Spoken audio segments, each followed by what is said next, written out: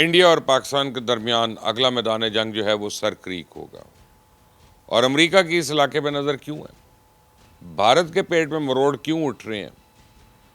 دلدل میں چھپا ایک خزانہ جس کی سب کو تلاش ہے۔ آپ دیکھ رہے ہیں مبشر لقمان چینل، میرا نام مبشر لقمان ہے۔ پچھلے ہفتے بھارت کے وزیر دفاع راج ناتھ سنگھ نے جب پاکستان کو دھمکی دی کہ کراچی کے لیے ایک راستہ سر کریک سے بھی جاتا ہے،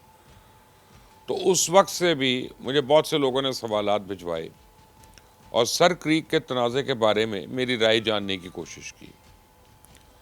تو چند دن پہلے جب بھارت نے سر کریک میں اپنی آرمی، ایئر فورس اور نیوی کی مشترکہ مشقوں کا اعلان کیا، تو اس کے بعد بھارت کی بددیانتی بالکل واضح ہو گئی کہ حیدرآباد، جوناگڑھ اور کشمیر کی طرح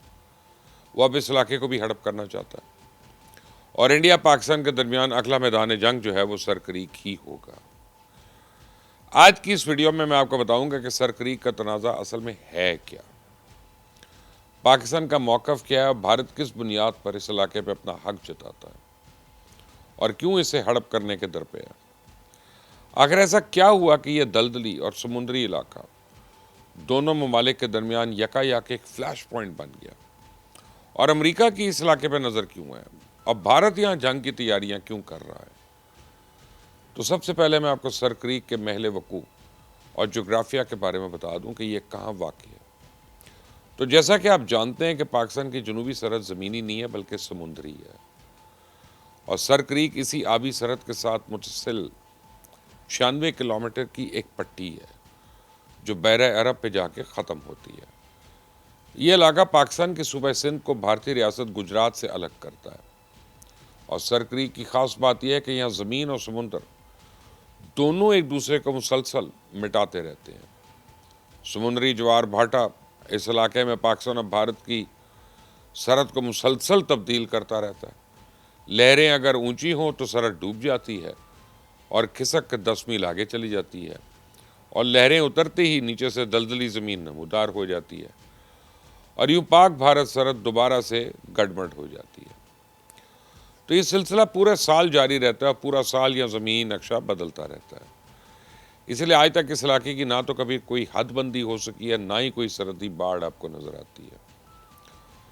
تو تاریخی طور پر یہ علاقہ پاکستان کی ملکیت ہے، اور قیام پاکستان سے پہلے برٹش دور میں سندھ اور بمبئی کے درمیان اس علاقے کی ملکیت کا تنازع کھڑا ہوا تھا، لیکن 1914 میں برٹش گورنمنٹ نے دونوں کے درمیان ایک معاہدہ کروا دیا جس پر بمبئی کی حکومت نے دستخط بھی کیے، اور اس معاہدے کے تحت سر کریک کا نیا نقشہ بنایا گیا اور کریک کے انتہائی مشرقی کنارے کو باؤنڈری لائن بنا دیا گیا، اور وہاں تک کے علاقے پر سندھ حکومت کا یا سندھ کا حق تسلیم کر لیا گیا۔ تو میں جب ہندوستان کی تقسیم یعنی 1947 میں جب ہندوستان کی تقسیم ہوئی یا پاکستان معرض وجود میں آیا، تو صوبہ سندھ کے ساتھ یہ سر کریک بھی پاکستان کے حصے میں آ گئی، اور 60 کی دہائی میں پاکستان نے اپنے اس علاقے میں یہاں پر پیٹرولنگ شروع کی۔ اپریل 1965 میں اسی علاقے میں ہونے والی سرحدی جھڑپیں پاک بھارت جنگ کی بنیاد بن گئیں، اور 1968 میں ہندوستان نے اس علاقے کو ہڑپ کرنے کے لیے باقاعدہ اس پہ اپنا حق جتانا شروع کر دیا، اور اس وقت کے ساتھ ساتھ اس دلدلی سمندری پٹی کو متنازع بنا دیا۔ بھارت اب سر کریک کے نئے سرے سے حد بندی کرنا چاہتا ہے، اور بھارت کا موقف ہے کہتل ویگ لائن اصول کے تحت سر کریک کی نئی حد بندی کی جائے، اور یہ عالمی قانون جو ہے سمندر کے اندر سمندر کے تعین کے لیے بنایا گیا، اور اسی اصول کے تحت بارڈر لائن ندی یا سمندری راستے کے عین درمیان میں قائم کر دی جاتی ہے۔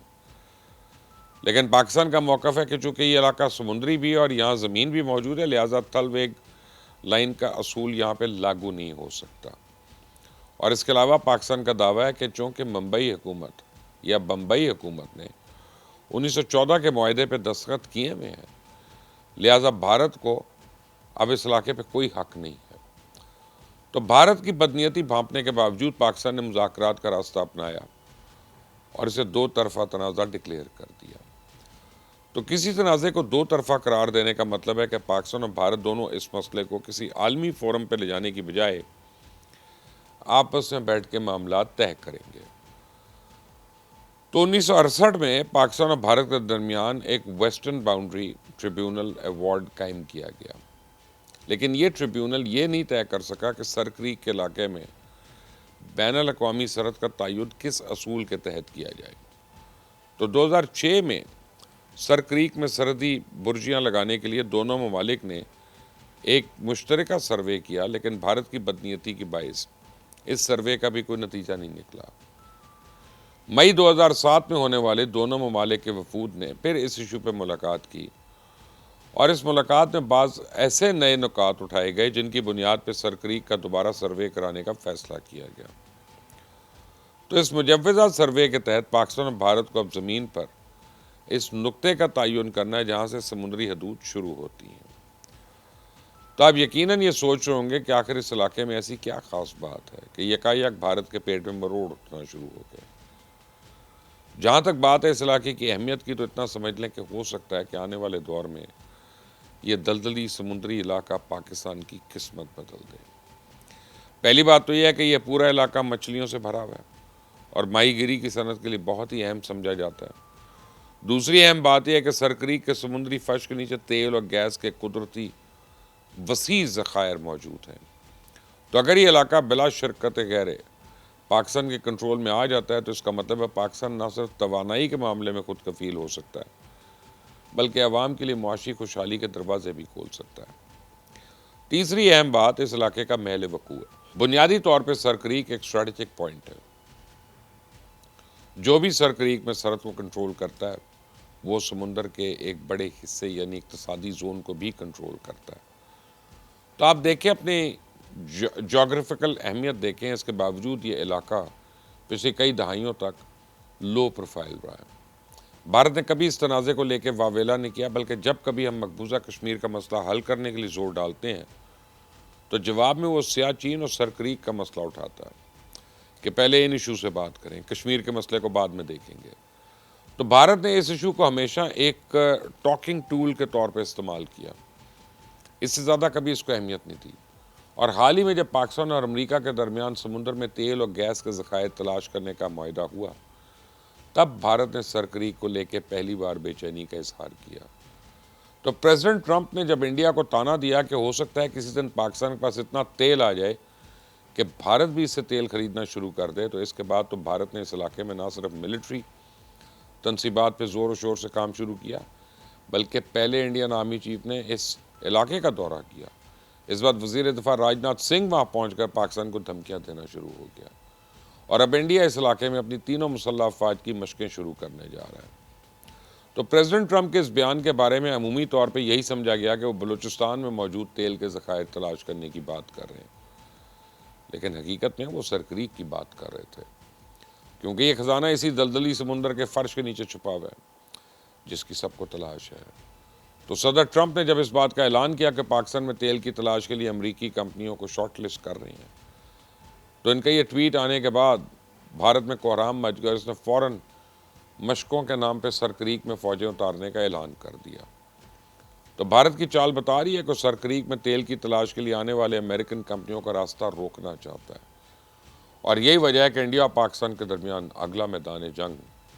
سر کریک ہی ہوگا۔ تو میں آپ کو بتاؤں کہ سر کریک میں پاکستان کا پلڑا پچھلی کئی دہائیوں سے بھاری ہے۔ 65 کی جنگ سے چند مہینے پہلے پاک فوج نے اس محاذ پہ بھارت کو عبرتناک شکست دی تھی،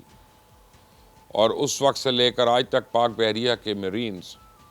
ہوور کرافٹس، ریڈارز اور ڈرونز اس دلدلی علاقے پہ پوری طرح سے حاوی ہیں۔ یہ وہ جگہ ہے جہاں فوجوں کی تعداد زیادہ میٹر نہیں کرتی بلکہ نقل و حرکت زیادہ اہم ہے۔